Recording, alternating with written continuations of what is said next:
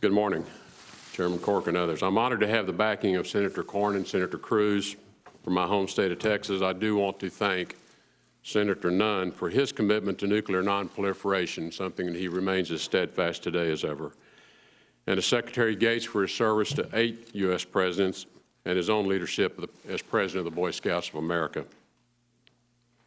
Chairman Corker, Ranking Member Cardin, and members of the committee, it is an honor to appear before you today as President-elect Trump's nominee for Secretary of State and seek the approval of this committee and the full Senate for my confirmation. I come before you at a pivotal time in both the history of our nation and our world. Nearly everywhere we look, people and nations are deeply unsettled. Old ideas and international norms which were well understood and governed behaviors in the past may no longer be effective in our time. We face considerable threats in this evolving new environment. China has emerged as an economic power in global trade, and our interactions have been both friendly and adversarial. While Russia seeks respect and relevance on the global stage, its recent activities have disregarded America's interest. Radical Islam is not a new ideology, but it is hateful, deadly, and an illegitimate expression of the Islamic faith. Adversaries like Iran and North Korea pose grave threats to the world because of their refusal to conform to international norms. As we confront these realities, how should America respond? My answer is simple. To achieve the stability that is foundational to peace and security in the 21st century, American leadership must not only be renewed, it must be asserted. We have many advantages on which to build. Our alliances are durable, and our allies are looking for a return of our leadership. Our men and women in uniform are the world's finest fighting force, and we possess... My home was destroyed. Senators, be brave, protect my community, protect America. Rex Tillerson, I reject you. I reject you. My home was destroyed by Hurricane Sandy. Our men and women in uniform are the world's finest fighting force, and we possess the world's largest economy. America is still the destination of choice for people the world over because of our track record of benevolence and hope for our fellow man. America has been indispensable in providing the stability to prevent another world war, increase global prosperity, and encourage the expansion of liberty. Our role in the world has also historically entailed a place of moral leadership. In the scope of international affairs, America's level of goodwill toward the world is unique, and we must continue to display a commitment to personal liberty, human dignity, and principled action in our foreign policy. Quite simply, we are the only global superpower with the means and the moral compass capable of shaping the world for good. If we do not lead, we risk plunging the world deeper into confusion and danger. But we have stumbled. In recent decades, we have cast American leadership into doubt. In some instances, we have withdrawn from the world. In others, we have intervened with good intentions, but did not achieve the stability and global security we sought. Instead, our actions and our non-actions have triggered a host of unintended consequences and created a void of uncertainty. Today, our friends still want to help us, but they don't know how. And meanwhile, our adversaries have been emboldened to take advantage of this absence of American leadership. In this campaign, President-elect Trump proposed a bold new commitment to advancing American interest in our foreign policy. I hope to explain what this approach means and how I would implement it if confirmed as Secretary of State. Americans welcome this rededication to American security, liberty, and prosperity. But new leadership is incomplete without accountability. If accountability does not start with ourselves, we cannot credibly extend it to our friends and our adversaries. We must hold ourselves accountable to upholding the promises we make to others. An America that can be trusted in good faith is essential to supporting our partners, achieving our goals, and assuring our security. We must hold our allies accountable to commitments they make. We cannot look the other way at allies who do not meet their obligations. This is an injustice not only to us, but to longstanding friends who honor their promises and bolster our own national security, such as Israel. And we must hold those who are not our friends accountable to the agreements they make. Our failure to do this over the recent decades has diminished our standing and encouraged bad actors around the world to break their word.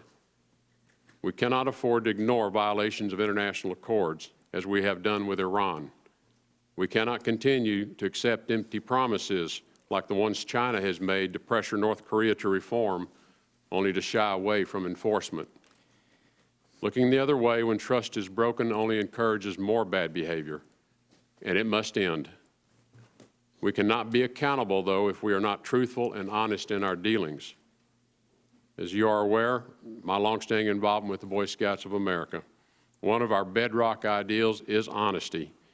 Indeed, the phrase, "on my honor," begins the Boy Scout oath, and it must undergird our foreign policy.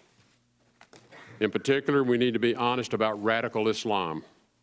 It is with good reason that our fellow citizens have a growing concern about radical Islam and the murderous acts committed in its name against Americans and our friends. Radical Islam poses a grave risk to the stability of nations and the well-being of their citizens. Powerful digital media platforms now allow ISIS, Al-Qaeda, and other terror groups to spread a poisonous ideology that runs completely counter to the values of the American people and all people around the world who value human life. These groups are often enabled and emboldened by nations, organizations, and individuals sympathetic to their cause. These actors must face consequences for aiding and abetting what can only be called evil.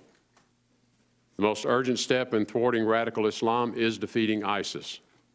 The Middle East and its surrounding regions pose many challenges which require our attention, including Syria, Iraq, and Afghanistan. There are competing priorities in this region which must be and will be addressed, but they must not distract from our utmost mission of defeating ISIS. Because when everything is a priority, nothing is a priority. Defeating ISIS must be our foremost priority in the Middle East. Eliminating ISIS would be the first step in disrupting the capabilities of other groups and individuals committed to striking our homeland and our allies. The demise of ISIS will also allow us to increase our attention on other agents of radical Islam, like Al-Qaeda, the Muslim Brotherhood, and certain elements within Iran. But defeat will not occur on the battlefield alone. We must win the war of ideas. If confirmed, I will ensure the State Department does its part in supporting Muslims around the world who reject radical Islam in all its forms. We should also acknowledge the realities about China. China's island building in the South China Sea is an illegal taking of disputed areas without regard for international norms. China's economic and trade practices have not always followed its commitments to global agreements. It steals our intellectual property and is aggressive and expansionist in the digital realm.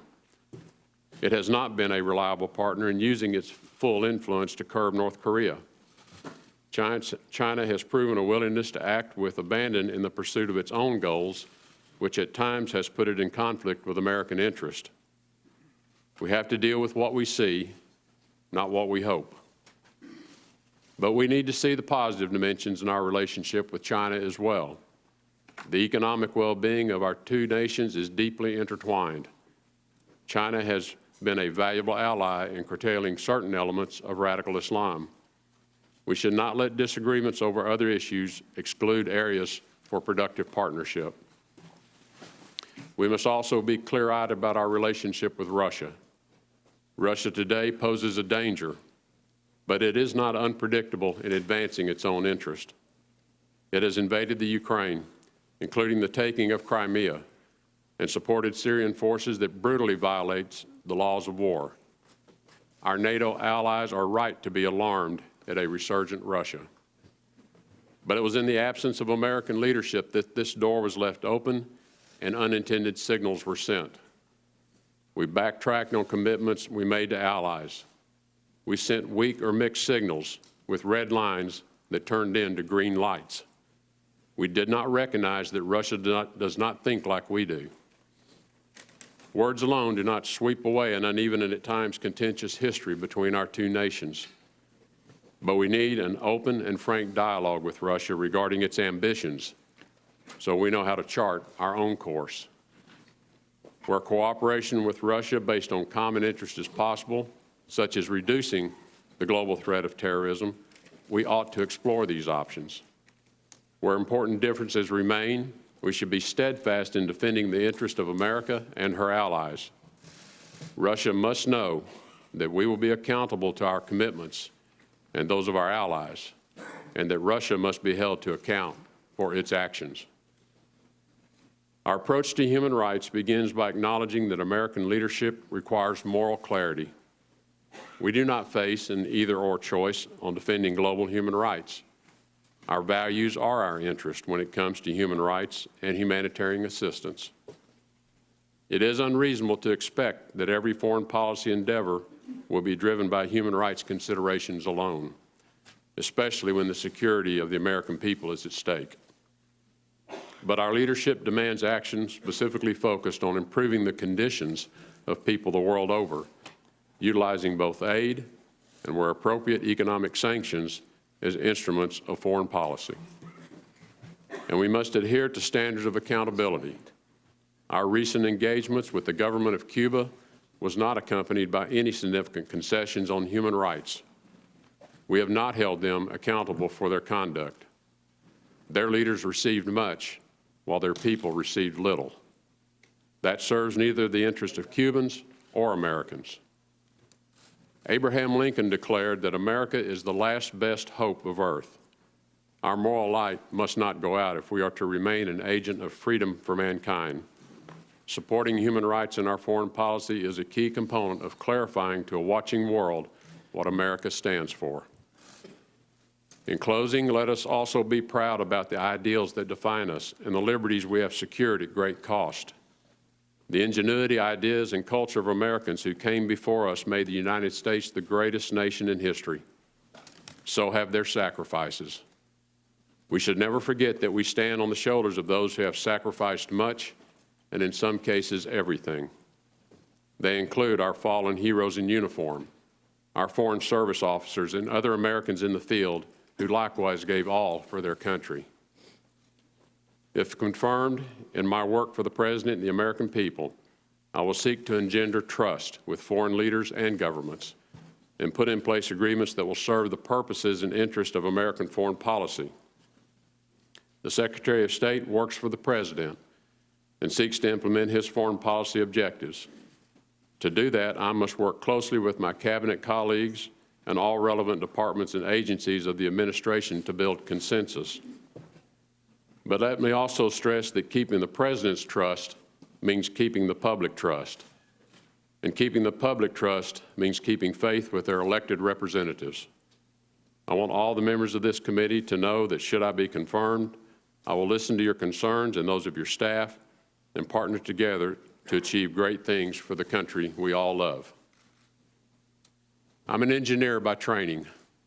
I seek to understand the facts, follow where they lead, and apply logic to all international affairs. We must see the world for what it is, have clear priorities, and understand that our power is considerable, but it is not infinite. We must, where possible, build pathways to new partnerships and strengthen old bonds which have frayed. If confirmed, I intend to conduct a foreign policy consistent with these ideals. We will never apologize for who we are or what we hold dear. We will see the world for what it is, be honest with ourselves and the American people, follow facts where they lead us, and hold ourselves and others accountable. I thank you for your time and look forward to your questions.